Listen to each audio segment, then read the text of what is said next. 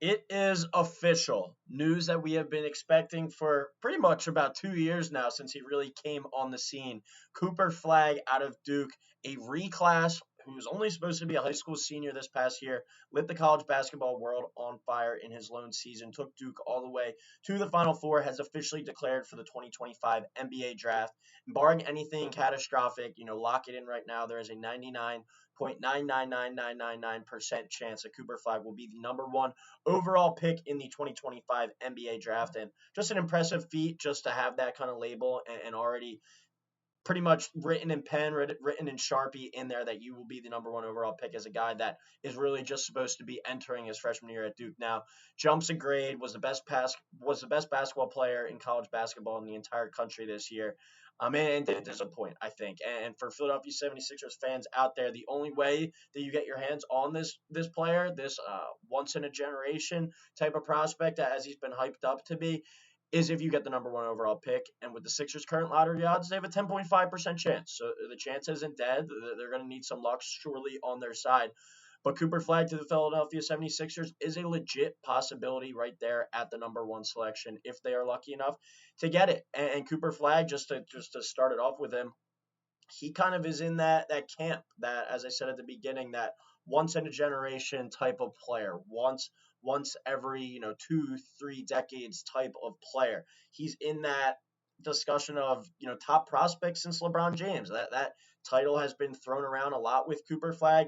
He's in that kind of camp of it was Anthony Davis before. I think Anthony Davis has been a great NBA player. Do I ever think he was the next LeBron James? No.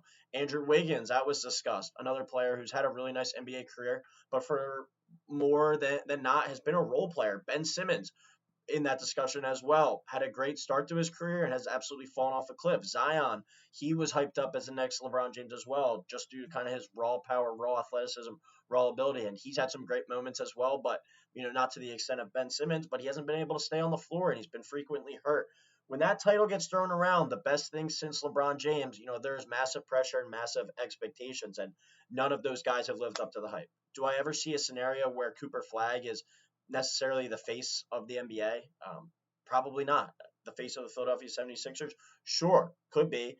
But I think he's more of a top five to top 10 player more than, more of a top 10 player more than a top five player, if that makes sense. I don't think he's ever going to be in that discussion where it's like, all right, who are the best five players in the league? And we're throwing Cooper Flag in there. And that's not me saying that I don't love him as a prospect. I think he's going to be a hell of an NBA player, but I just don't think he's the elite of the elite that some people are making him out to be. He's a hell of a basketball player. He's going to be a guy that contributes from day one. And as we said, only a freshman this past year at Duke, played up a year, and he was the best player in college basketball. He's still got room to grow in his game, skills to work on, things to work on, but he brings a winning mindset, winning mentality, and just a winning basketball style to the floor day one, and that makes him the perfect fit and perfect addition possibly to the Philadelphia 76ers. He slots right in there at the four. If you're going to try and run it back next year with Tyrese Maxey, say Quentin Grimes at the two, bringing McCain off the bench, Paul George at the three, Cooper Flagg at the four, Joel Embiid at the five. If healthy, that's a scary, that's an intimidating starting five. Like we said at the beginning, there's only a 10.5% chance that this happens and that the Sixers do get the number one pick and are able to acquire Cooper Flagg. But over, since the trade deadline, pretty much they did everything that they could to put themselves in the best position possible to get one of these top six picks. And with the likelihood or the percent chance of getting one of those top six picks, give yourself a chance at Cooper Flagg as well. And just to go into Cooper Flagg, I'm sure everyone who's tuned in is aware of him, aware of his game. Averaged 19.2 points per game, 7.5 rebounds per game, 4.2 assists per game this past year. Had some awesome performances throughout the NCAA tournament. Remember, he had that scary looking ankle injury against Georgia Tech in the ACC tournament. Could have easily, mailed it in, sat out the rest of the way, and just said, I'm the number one pick. I'm going to just rest up and get ready for the draft. No, he came back, he played, he had some awesome performances. Even looking in the Final Four loss to Houston, 27.7 rebounds, 4 assists. The thing that sticks out most about Cooper Flagg, and I think what makes him, a unique prospect, especially at his age, is just his ability to impact winning basketball. My comparison for him, I think as of right now, is kind of like a Jason Tatum type player, where Jason Tatum, I think, is a better shot maker, a better scorer right now.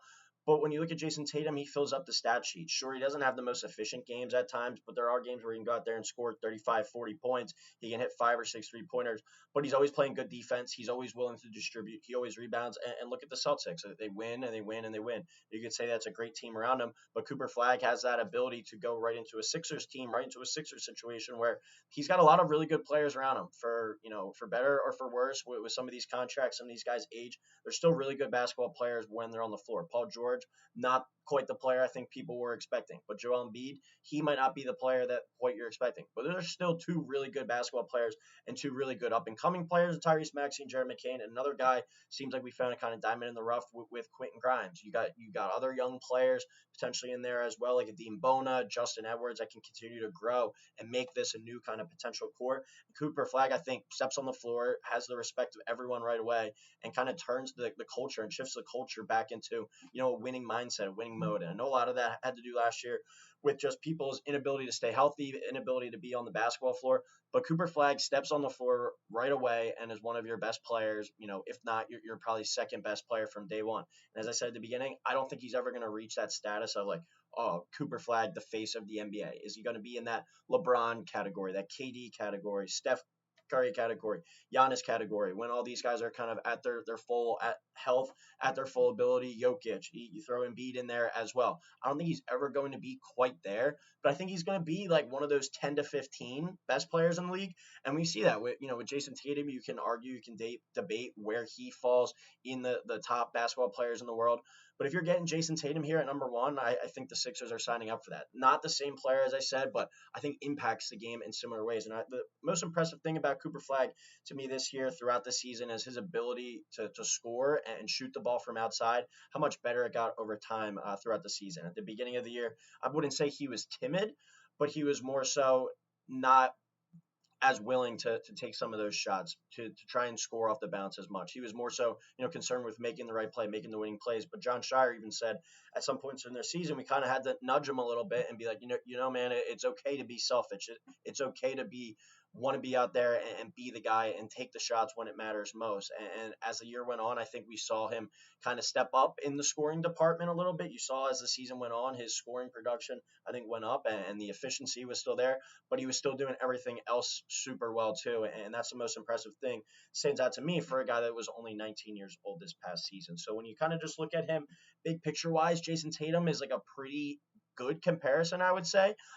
He's got some work to do in the shot making and the overall creation department. But look at Tatum when he came in the league. Obviously not a finished product, and you see last year it took him 6-7 years to win his first NBA title. You're not expecting Cooper Flagg to come in there and be the guy right away, but he's going to be a damn good contributor from day one, and he could be the guy for the Philadelphia 76ers within the next year or two, depending what happens with Joel Embiid and his health.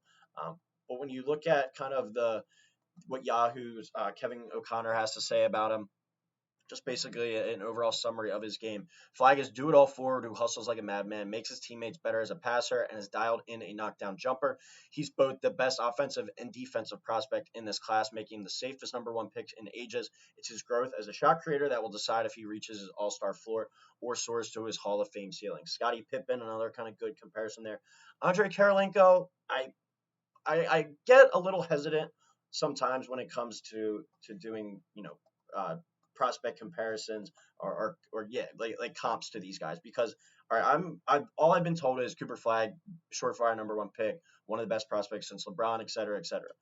The name Andre Karolinko never is associated with that. So that's where it kind of gets a little bit, weary for me. A name like Scottie Pippen, sure, that's more something like it. A name like Jason Tatum, sure, that's more something like it. But Kevin O'Connor kind of right there with me, where he does everything so well. I think his floor is what makes him such a great prospect.